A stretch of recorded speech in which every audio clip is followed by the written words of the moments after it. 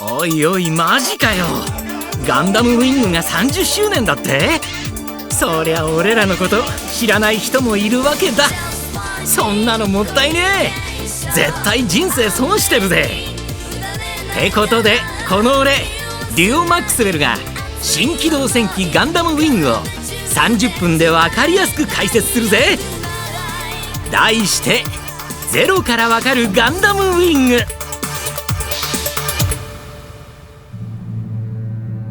舞台はアフターコロニー195年。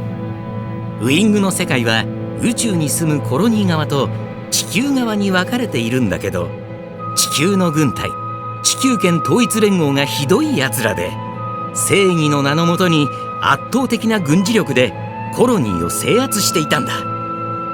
それに対抗し、コロニーの平和と自由を取り戻そうと5機のガンダムとパイロットが地球に送られた。俺もそのパイロットの一人ってわけ。作戦名はオペレーションメテオ。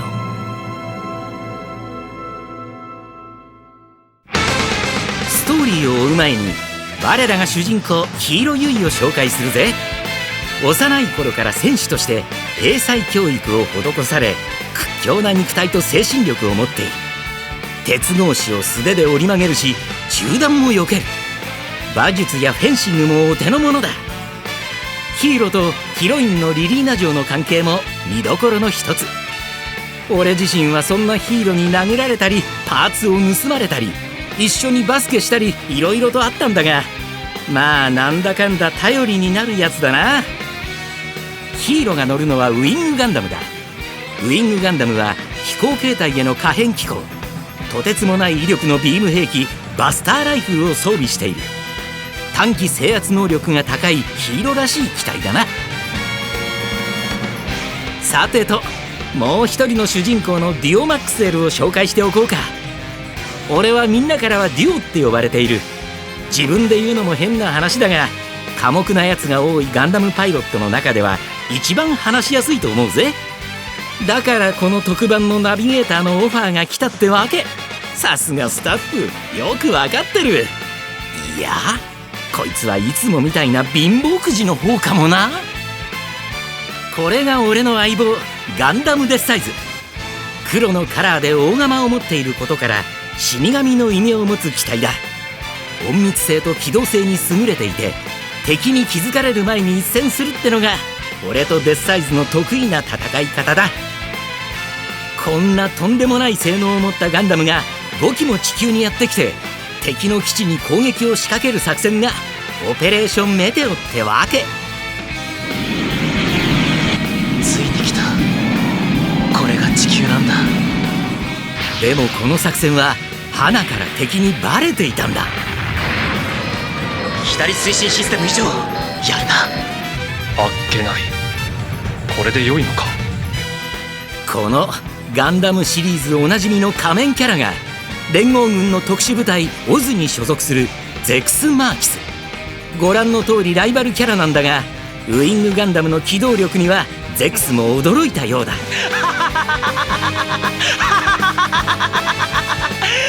あと1機。たった一撃で2機のエアリーズを。面白いと、随分ご満悦なヒーローだけど、ゼクスに取りつかれてそのまま海にドボーン。機体は無事でもあの命知らずのパイロットは死んだはずだ。でもヒーローがこんなことで死ぬはずもなく、海岸でリリーナに見つかってしまう。機密保持のためヒーローはお得意の自爆作戦を実行。それでも死なないもんだから救急車を強奪して逃亡したんだ。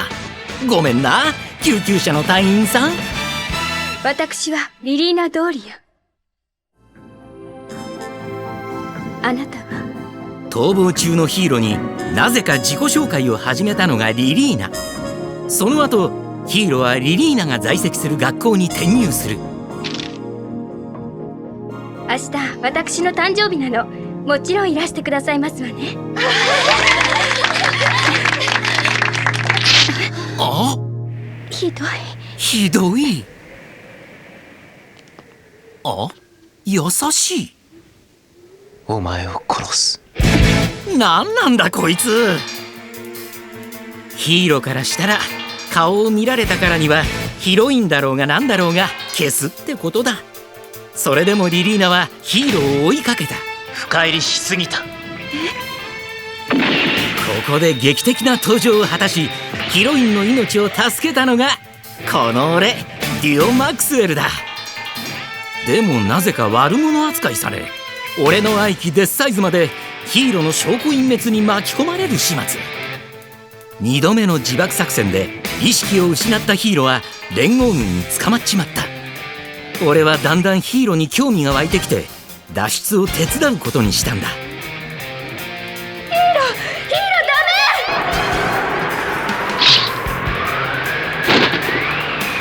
今さら間に合うか。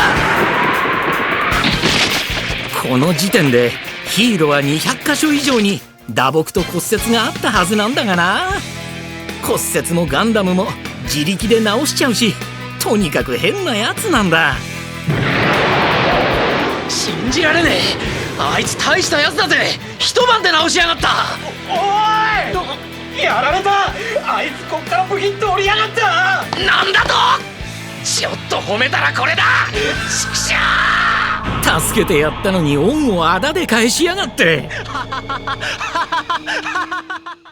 俺とヒーローが初めて一緒に行動したのはオズの首脳が集結するという基地に攻撃を仕掛けた時だ。そこに2機のガンダムが介入。ミサイル味方ごとかよ。この赤いモビルスーツはガンダムヘビーアームズ。砲撃戦に特化した拠点殲滅用のガンダムだ。ビーム砲、ミサイル、ガトリング、機体の至る所にさまざまな火器を装備。パイロットは3人目の主人公、長い前髪が特徴のトロワ・バートン。出生、年齢、経歴は一切わからない。ずば抜けた身体能力を生かして地球ではサーカス団に身を寄せている。一見クールだが実は人に気遣いのできるいいやつで、デスサイズのために涙を流してくれたこともあった。感じじゃ。なんだ俺の涙か。そしてこっちはガンダムサンドロック。高い防御力を誇る局地戦に特化した機体だ。砂漠みたいな過酷な環境でも性能が変わらないすげえガンダムだ。メインの武器は二刀流のヒートショーテル。どんなモビルスーツも一撃で両断する切れ味を誇る。パイロットは4人目の主人公、カトル・ラバーバ・ウィナー。大富豪の父親は争いを否定していて、カトルもその影響は受けていたんだが、連合軍に対抗するため父の反対を押し切ってオペレーションメテオに参加したんだ。誰にでも優しくてトロワと出会った時もすぐにトロワを同志と見抜いたんだ。以降行動を共にしていたらしい。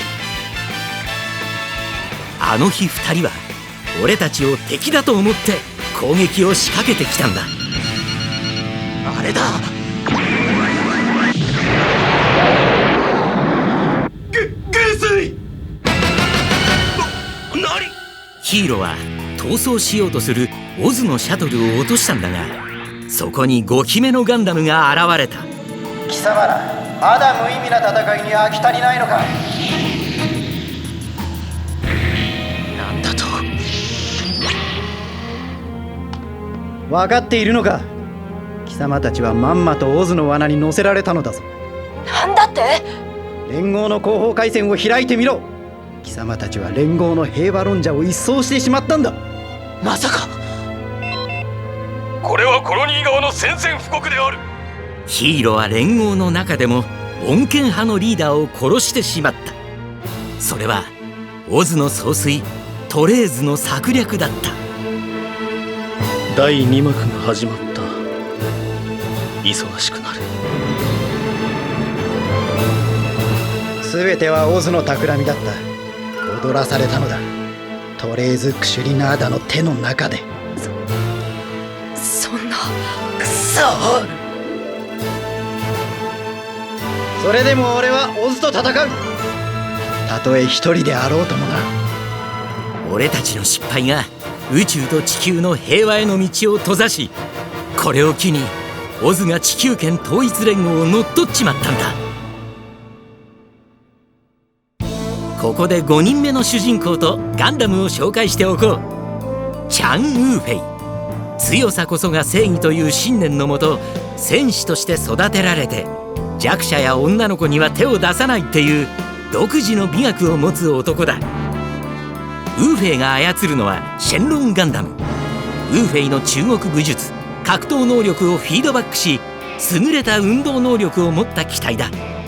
伸縮自在のドラゴンハング、長尺の格闘武器ビームグレイブといった武装を駆使することで圧倒的な近接格闘能力を誇る。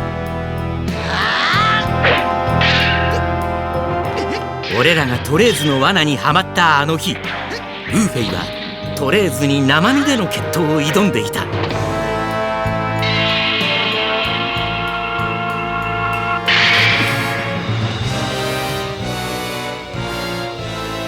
私の勝ちだ。殺せ。良い戦いだった。今ここで俺を殺さなければ何度でもお前を殺しに来るぞ。それは楽しみだ。またお手合わせ願おう。くそこの敗北でウーフェイは戦意を喪失。真面目すぎて拗ねたってことだな。勢力を拡大したオズはトレーズの部下レディアンの指揮のもと、本格的な対ガンダム作戦を開始する。今回はオズが本気で乗り出す。奴らの正しい叩き方を示そうと思っているのだ。ここで一旦ここまでの状況をおさらいしよう。一時停止推奨。地球側にはロームフェラ財団ってやつらがいて、コロニーを支配しようとしている。財団が支援するオズは地球連合に所属する軍隊だ。俺たちガンダムパイロットはコロニー側で地球の支配に抵抗するため、ガンダムで地球に攻撃を仕掛けてるってことが分かれば OK だ。対ガンダム作戦を仕掛けたオズのレディアンは戦況が不利になると、ガンダム各機のパイロットに次ぐ。我々はコロニーをミサイルによって攻撃する用意がある。コロニーへの攻撃をほのめかし、俺たちを脅迫してきたんだ。反乱分子の殲滅が目的。民間人を巻き込む戦いを閣下は望んでいません。なんだドクタージュ。コロニーを攻撃するなどと人道に外れた戦術もなりふり構わぬ勝利のためなら致し方ないのだろう。よってここに降伏を宣言する。よし、降伏を認める。直ちにガンダムは投降せよ。コロニーを盾にされた俺たちはガンダムから降りる選択をした。少年、この少年がガンダムのパイロットなのか。降伏はする。しかしガンダムは渡せん。繰り返す。降伏はする。しかしガンダムは渡せん。任務了解。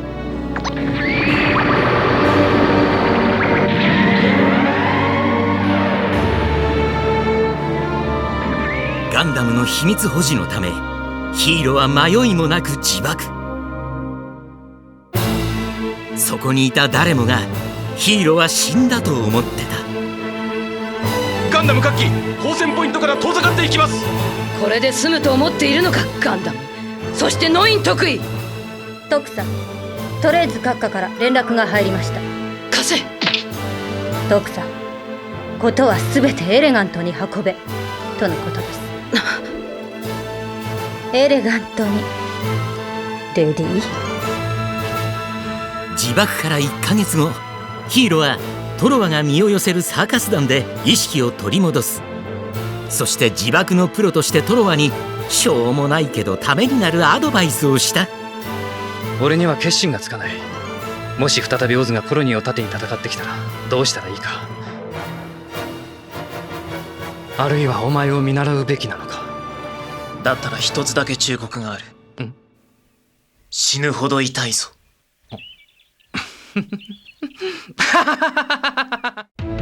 この2人意外と気が合うんだよな。一方でオズは宇宙に進出。その指揮を取ったのは、私はオズの宇宙での指揮を任されてまいりました。私レディー・アンと申します。エレガントにキャラ変したレディー・アンだった。いや、キャラ変しすぎだろう。我々 D エリアはガンダムとは何の関係もない。ガンダムがオズを敵とするのであれば、我々もまたガンダムの敵となることを宣言する。そんなレディー・アンによってコロニーはオズ側へ引き込まれ、俺たちは守ろうとしていたコロニーから裏切られる形になり、悪者に仕立て上げられちまった。裏切られてもカトルはコロニーを守るため宇宙へ上がることを決意。宇宙へ向かうロケットダッシュのためオズへの襲撃を行った。だってサンドロック、まだやられるわけにはいかないんだ。くそー、やられるな、このままじゃ。多分俺たちいいことをしてるはずなんだけどな。なんでこんなところで死ななきゃならないんだ。それは俺たちが正しいからだ。正しいのだ。俺たちは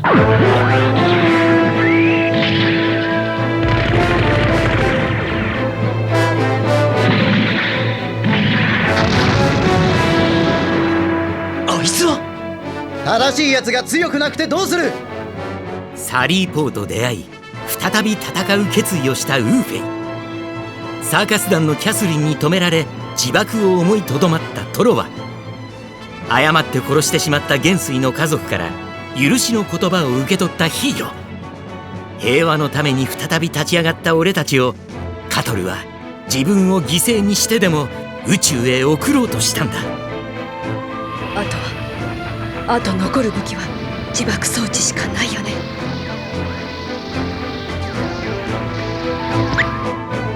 カトルはサンドロックの機能に命を救われ故郷のコロニーへ戻ったんだが、目の前で父親を失ってしまった。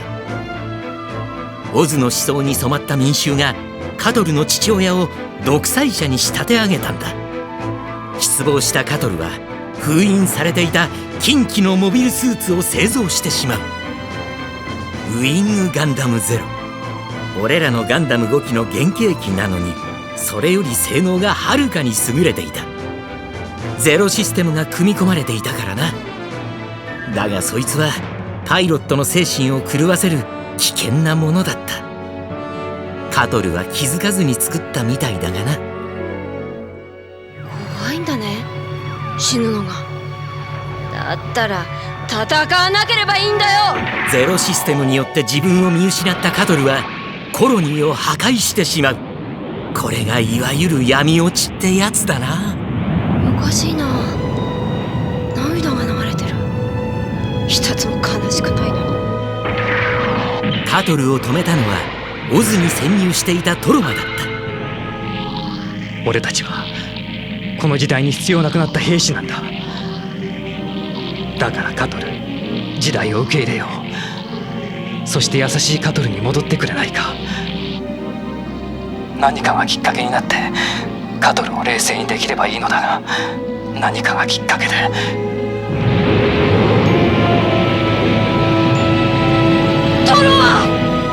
トロワの命がけの説得でカトルは正気に戻ることができた。でもこの爆発でトロワは記憶を失ってしまった。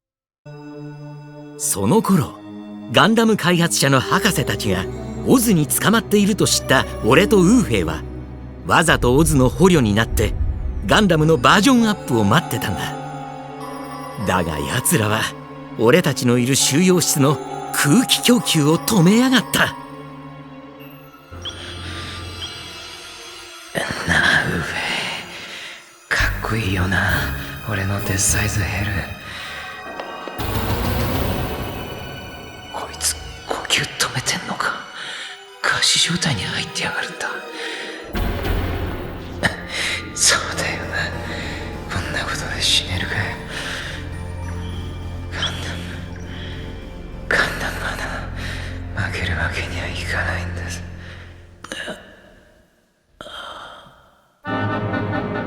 俺らの命を助けたのは意外にもオズの総帥トレーズだった。デルマユコ、私はロームフェラ財団の進む道に賛同しかねます。何？オズの内部で無人機モビルドールを使って世界を支配したい財団と、人が血を流さない戦争は後の世に恥ずべき愚行だと主張するトレーズが対立。戦いにおける勝者は歴史の中で衰退という終止符を打たなければならず、若き息吹は敗者の中より培われていく。トレーズ、何が言いたい？私は敗者になりたい。血を流し恐怖を体験しないと無意な戦争が続いてしまうと考えたトレーズは、無人機での戦いを否定しガンダムを称えた。それもあってトレーズ命のレディアンは俺たちを助け、モビルドールの開発拠点を攻撃。オズでの過ちは死に値する過去であった。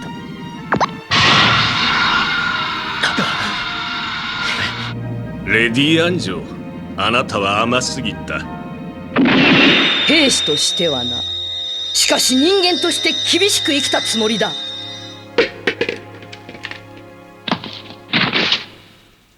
完成度 70%、 大して戦えないぜ。生き延びたことが不思議なくらいだ。贅沢は言わない。逃げるか。借りを返してからな。これが俺の新しい相棒、ガンダムデスサイズヘルだ。特徴は何といっても上半身を覆うように設置されたアクティブクローク。この装備のおかげで防御と機動性能が格段に向上したんだ。武装も改良されて宇宙でも能力を最大限発揮できるようになってるんだぜ。そしてウーフェイの新しい機体はアルトロンガンダム。シェンロンガンダムのコンセプトを引き継ぎながらビームキャノンが新設されたことにより、格闘以外でも敵を素早く撃破できる性能を獲得した。ここで他のガンダムも紹介しておこう。自爆したカトルのサンドロックは優秀なカトルの部下によって回収され、その後宇宙で戦えるように改修されたんだ。宇宙の運用に備えたマイナーチェンジに加えて中距離専用のビームマシンガンも装備。ガンダムチームの指揮官機として活躍した。トロワのヘビーアームズはしばらく行方不明だったんだが、サリー・ポーが回収して俺らのところに戻してくれて、その後宇宙仕様に改修された。メイン武装だったビームガトリングガンが2機に増設されたことで、高速でビームを射出し敵を瞬時に撃破することが可能になった。財団と対立したことでトレーズは幽閉され、勢いに乗った財団派はモビルドールを使って地球を支配しようとした。そんな中、戦いを否定し平和主義を貫こうとした国があった。その名はサンクキングダム。かつてこの国は平和主義を唱えたことで連合軍に滅ぼされていたんだ。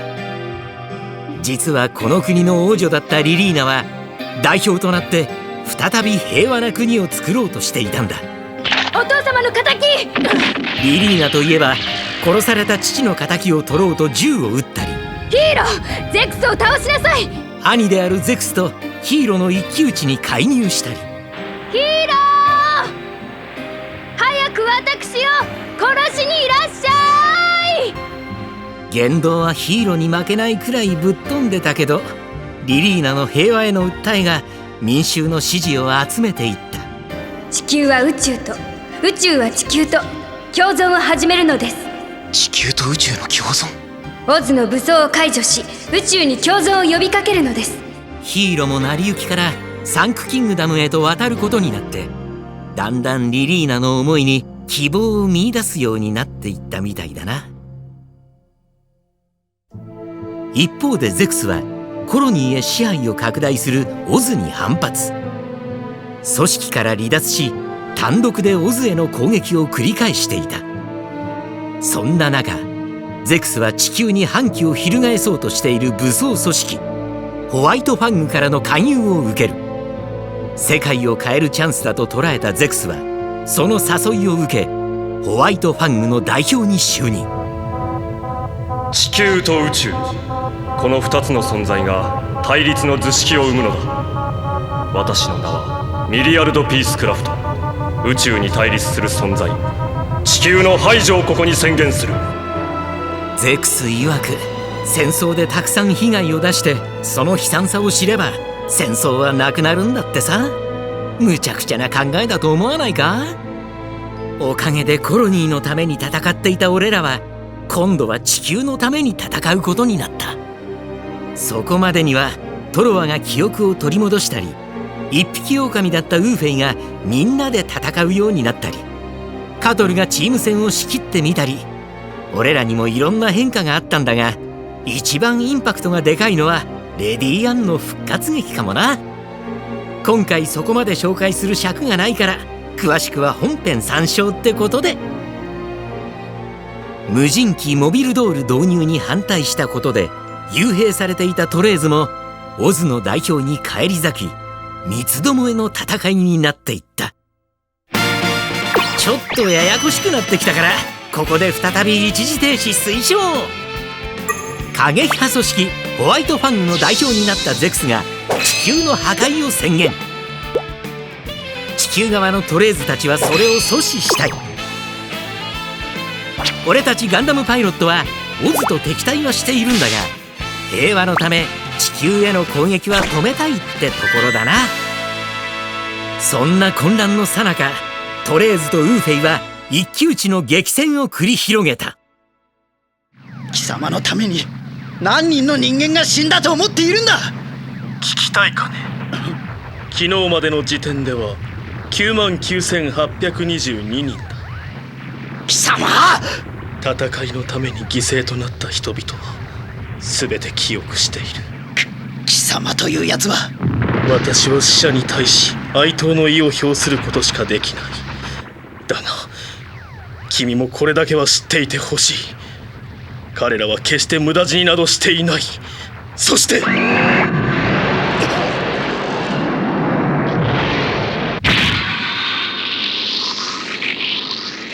見事だ、ウーフェイ。ドレーズ！貴様！ウ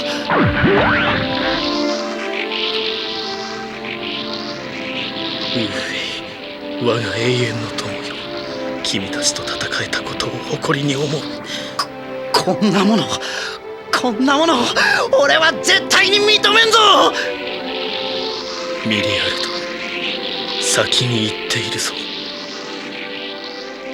敵だったけど憎めないやつだったぜ。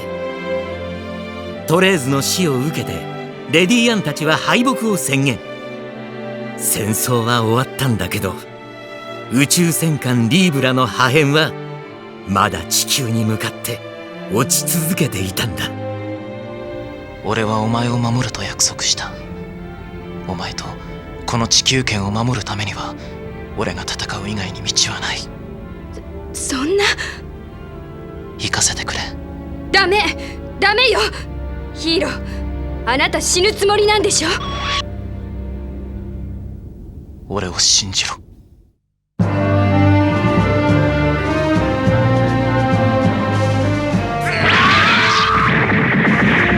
んな破片地球に落ちる前にバラバラにしてやるぜ。最後まで望みを捨てない、この機体に乗って学んだことだ。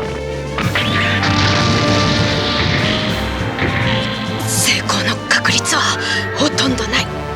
でも何もしないよりはマシだ。ヒーローはゼクスとの一騎打ちを経てなんとか戦艦の動力システムにたどり着いたんだが、なんとサーベルもバルカンも使い物にならなかった。残された手段は自爆装置か。リーブラ A ブロック、大気圏突入まであと200秒。もう限界です。出ました、得意の自爆装置。さよならリリーナ。完全平和のために必要なものがもう一つあった。人を思いやり理解してやる強い心だ。お前のような。お前は純粋すぎる、そして優しすぎる。しかしそうでなければ生きる資格がないということか。ならば私はどこまでも生き抜いてみせる。敵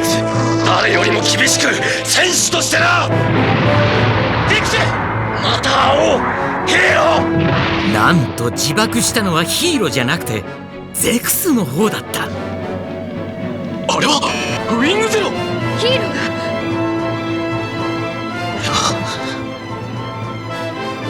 俺は知らない。あれだけ死のうとしてたやつが成長したな。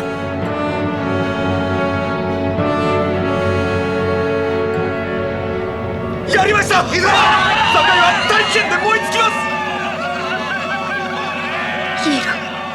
す。ヒーローの命がけのラストシューティングで地球は危機を免れた。来た。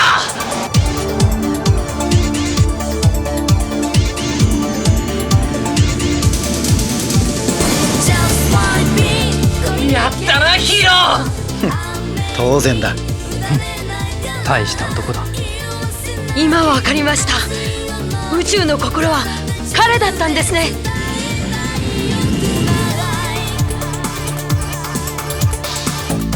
任務完了。地球と宇宙の戦争が終わり一つの国家となった。そして俺たちはガンダムはもう必要ないと判断した。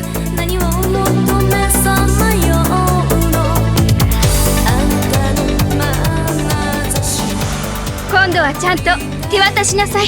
ヒーローのやつやり返されてやんの。